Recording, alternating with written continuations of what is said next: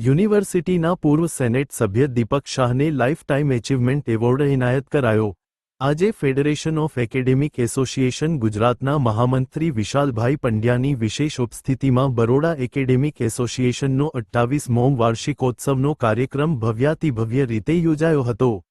આજના કાર્યક્રમમાં યુનિવર્સિટીના પૂર્વ સેનેટ અને સિન્ડિકેટ સભ્ય તથા જાણીતા જૈન અગ્રણી દીપક શાહને શિક્ષણ ક્ષેત્રના વિશિષ્ટ યોગદાન બદલ લાઇફ ટાઇમ એચિવમેન્ટ એવોર્ડ આપવામાં આવ્યો હતો અને બધા શિક્ષકોએ ઊભા થઈને તાલીઓના ગડગડાટ સાથે સ્ટેન્ડિંગ ઓવેશન આપ્યું હતું।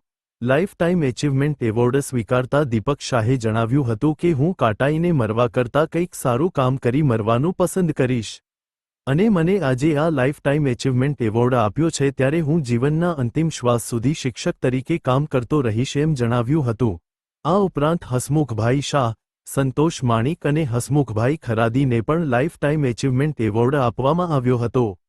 દરમિયાનમાં બરોડા એકેડેમિક એસોસિએશનના પ્રમુખ વિપુલ જોશીએ જણાવ્યું હતું કે આજે કારેલીબાગ કિંગ્સને બોક્સ ક્રિકેટના વિજેતા તથા સુભાનપુરા સુપરસ્ટારને રનરઅપ ટ્રોફી એનાયત કરવામાં આવી હતી।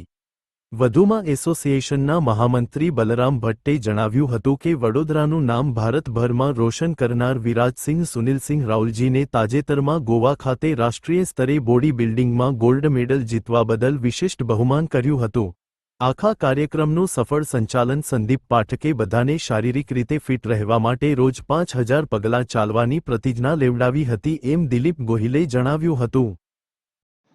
આજે બરોડા એકેડેમિક એસોસિએશન જે શિક્ષકોનું સરસ મજાનું સંગઠન વડોદરામાં છે એ સંગઠન દ્વારા એક સરસ મજાનો કાર્યક્રમ યોજાયો। આ કાર્યક્રમમાં ગુજરાતમાંથી પણ અમારા વિશાલભાઈ પંડ્યા ખાસ અહીંયા પ્રોગ્રામમાં પધાર્યા છે। મારું આજે આનંદ અને ગર્વનો વિષય એટલો છે કે આ બરોડા એકેડેમિક એસોસિએશને મને લાઈફ ટાઈમ એચિવમેન્ટ એવોર્ડ આપ્યો છે।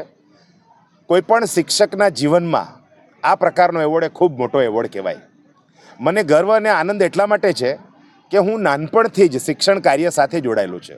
મારા પિતાજી આંખે આંધળા હતા, દેખતા નહોતા, પણ છતાં એ સ્કૂલમાં ભણાવતા હતા, પ્રાઇવેટ સ્કૂલમાં ભણાવતા હતા અને એ પણ પોતે ટ્યુશન કરીને અમારું જીવન ગુજારણ કરાવતા હતા અને એટલે મારી ફેમિલીની જરૂરિયાત હતી એટલે મેં પણ હું 7મા ધોરણમાં ભણતો ને 6 ધોરણ સુધીના છોકરાઓને ભણાવતો, 8મા ધોરણમાં આવું તો 7 ધોરણ સુધીના છોકરાઓને ભણાવવું। આવી રીતે હું જ્યારે વિદ્યાર્થી હતો ત્યારથી જ આ ભણાવવાનું કાર્ય શરૂ કર્યું છે।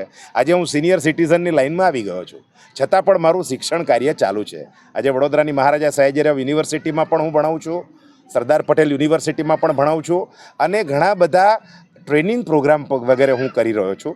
શિક્ષણ કાર્ય સાથે હું સીધો સંકળાયેલો છું અને હું એવું ચોક્કસ માનું છું કે કટાઈને મરવું એના કરતાં ઘસાઈને મરવું સારું।